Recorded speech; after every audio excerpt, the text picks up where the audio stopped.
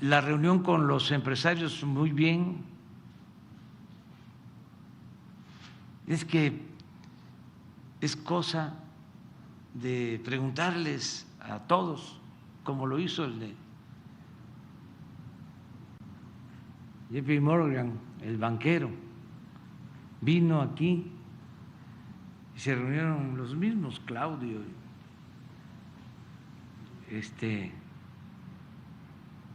a quejarse que la reforma eléctrica y que el populismo,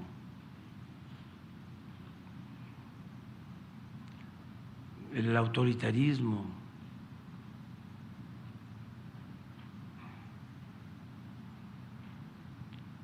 la limitación a la libertad de expresión,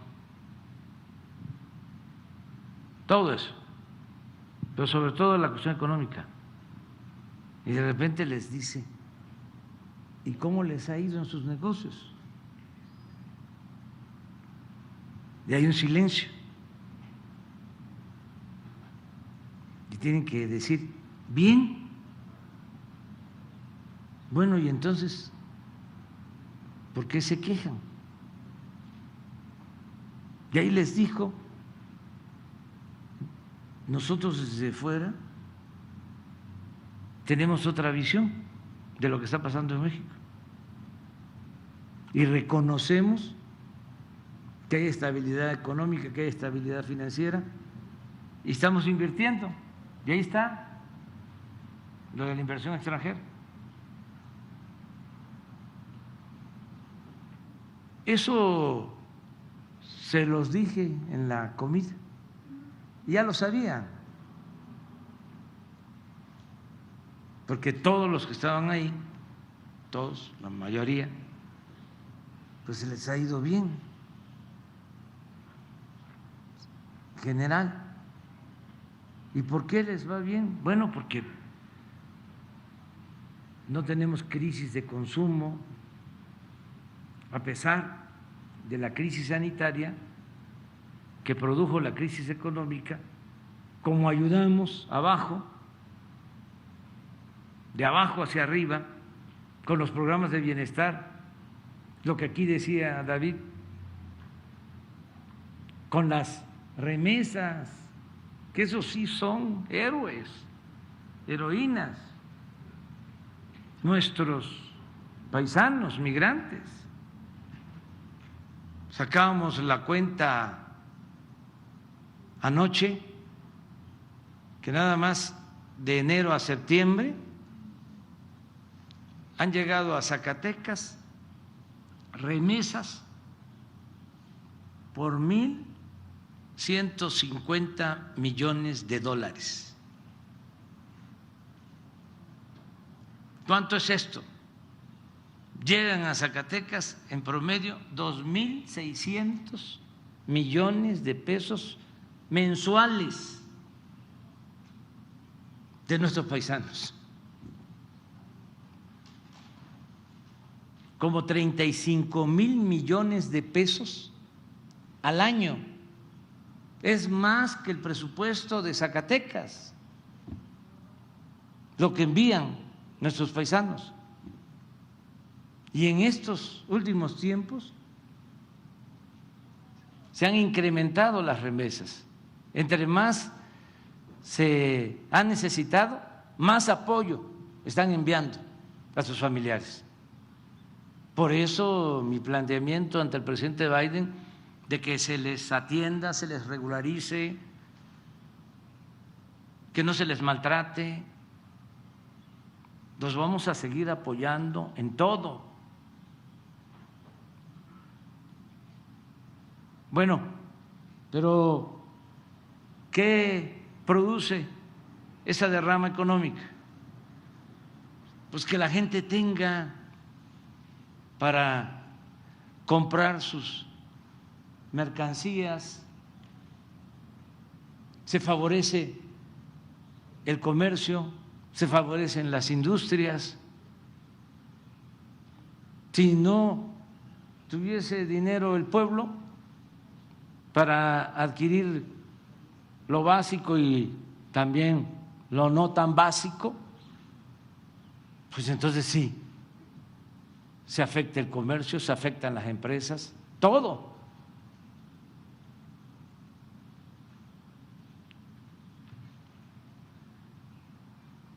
Esto lo saben muy bien los empresarios, los más inteligentes, los menos dogmáticos, los menos conservadores, porque hay unos que no entienden razones, que están completamente cerrados. Están como algunos sectores de clase media, ¿no? Aspiracionistas, que están molestos, nada más porque sí.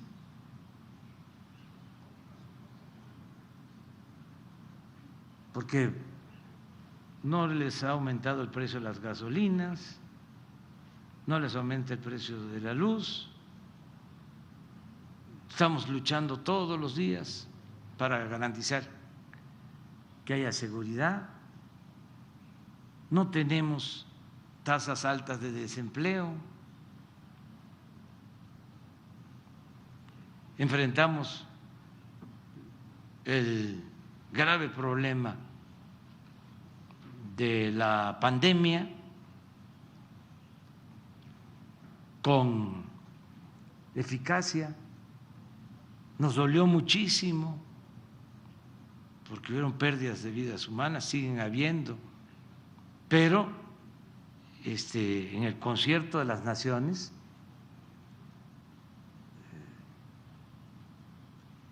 nuestros resultados son mejores. Claro, no se puede comparar esto porque es muy delicado, pero tenemos menos fallecidos de acuerdo a nuestra población que en Estados Unidos, que en Brasil,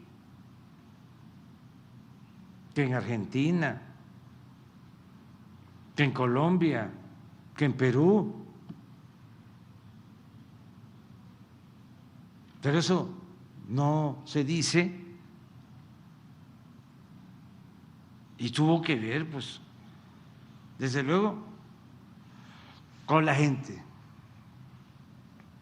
que a nosotros nos ayuda mucho, a los mexicanos, el que tenemos una institución fundamental. Esa institución es la familia. La familia en México es la principal institución de seguridad social.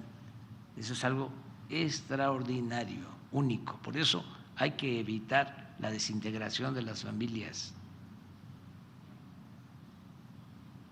¿Cómo cuidamos nosotros a nuestros adultos mayores? Con todo respeto, no los cuidan igual en otras partes. En otros países están llenos los asilos, muchísimos asilos.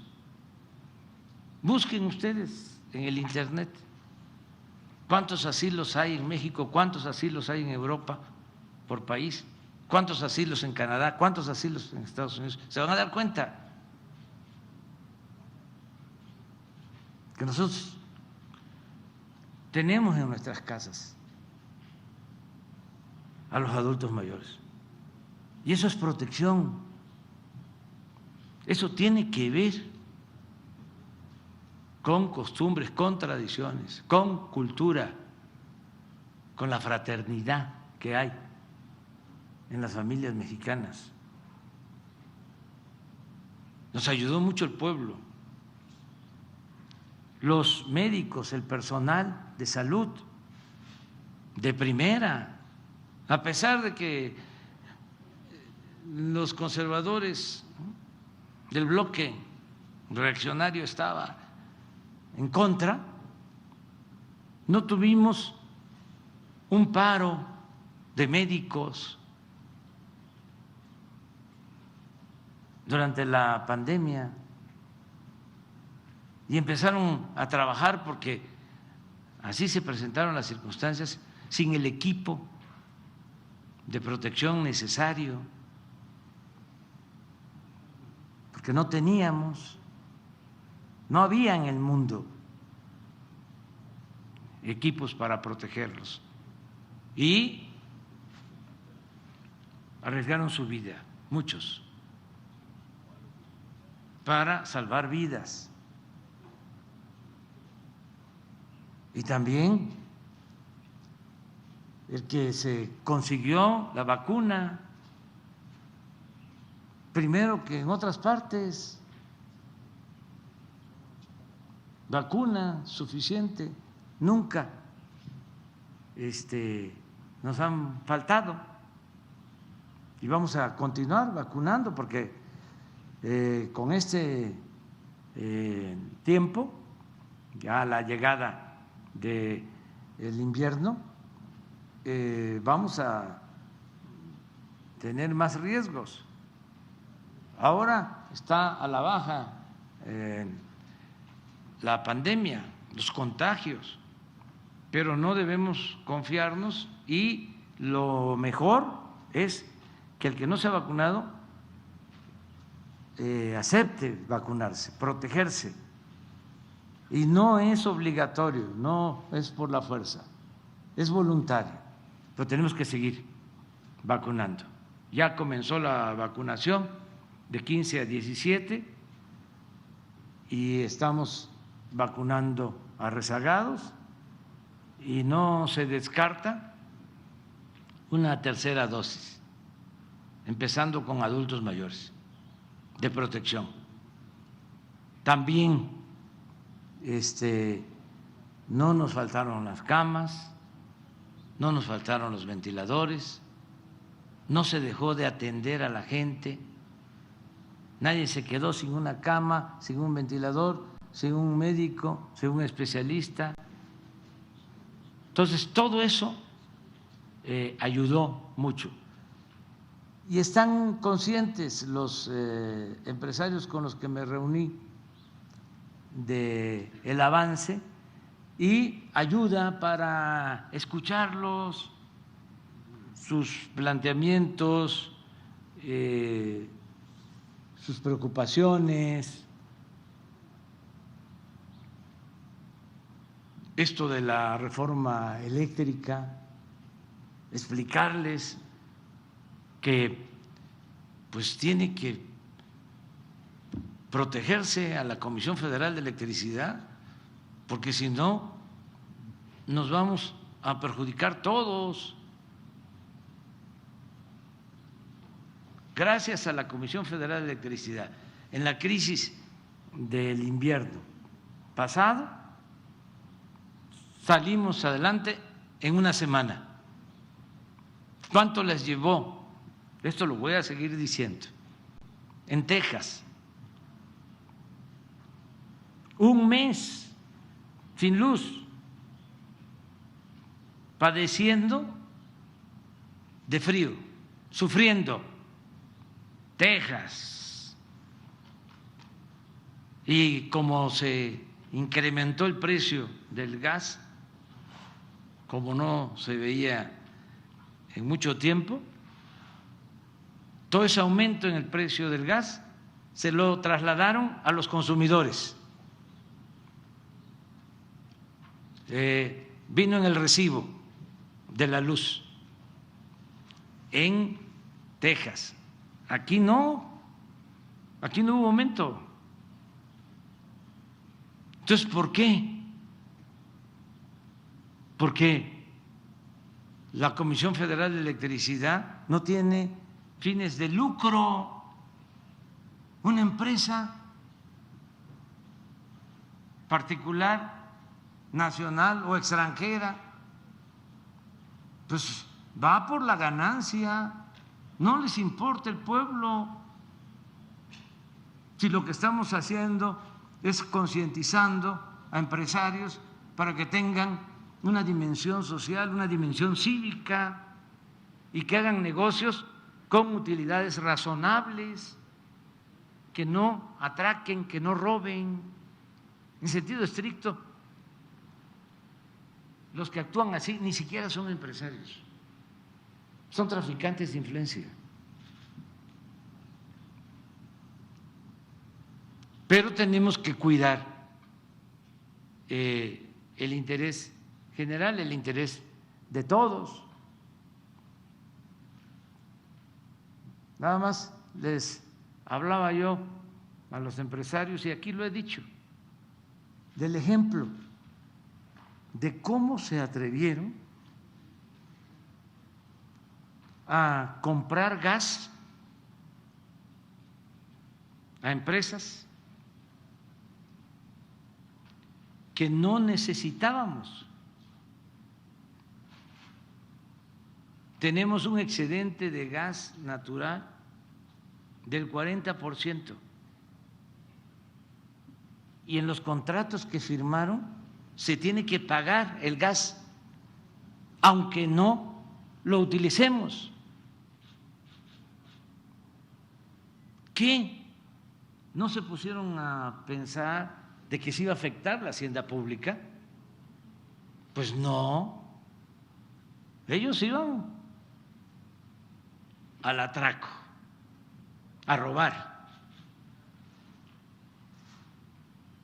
Y no les importó engañar de que iban a necesitar todo ese gas, porque iban a construir 12 termoeléctricas. No construyeron ninguna. Hicieron el negocio jugoso del gas. ¿Quién paga eso? ¿Quién termina pagando todo eso? El pueblo.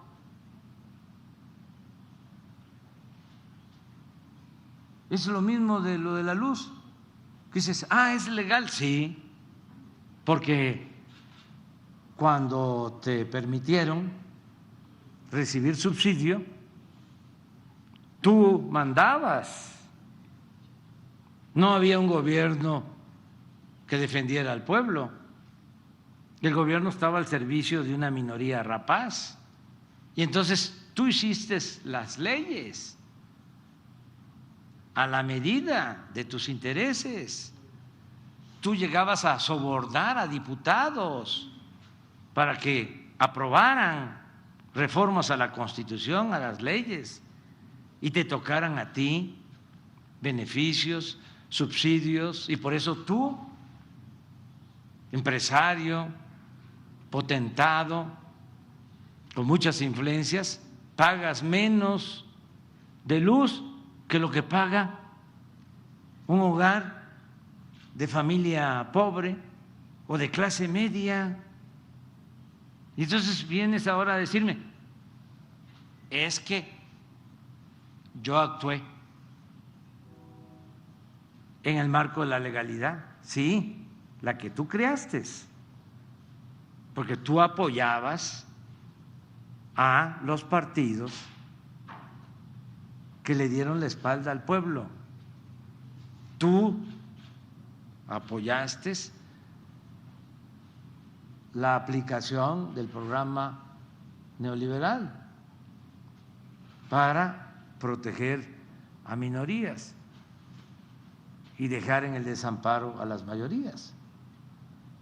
Entonces sí es muy interesante lo que está sucediendo y muchos empresarios están conscientes de que tiene que haber cambios y que no nos tiene que dar miedo y que además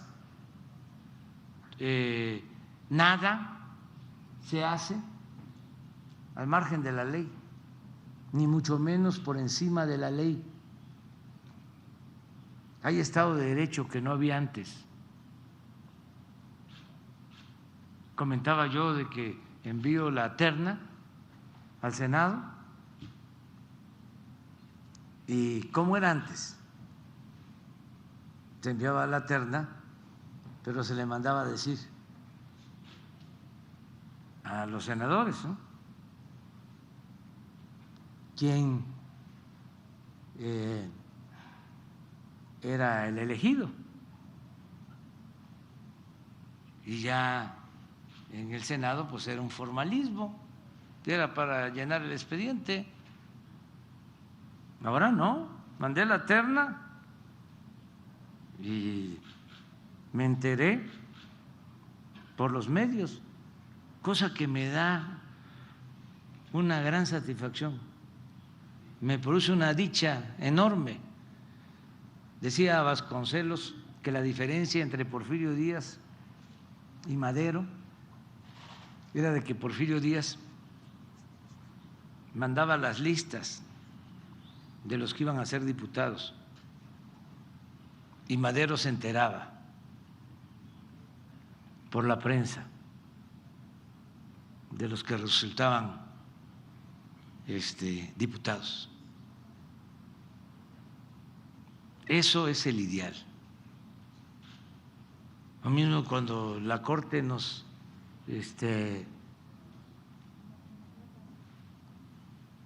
dice que los factureros no deben de ir a la cárcel o no pueden tener prisión preventiva. Ni modo, ellos lo decidieron. O los amparos. ¿Por qué les molestó tanto lo del acuerdo? Porque tenían su plan de seguir obstaculizando el avance de las obras. Y no estoy inventando nada, ni estoy hablando al tanteo. Ya lo he dicho, cuando iniciamos la construcción de los segundos pisos, fue lo mismo, amparos y las mismas fuerzas estas conservadoras en contra, que se iban a caer, y después pues ya copiaron, nada más que cobrando, copiaron mal. En la construcción del aeropuerto, como 100 amparos de este grupo, de Claudio y de estos abogados,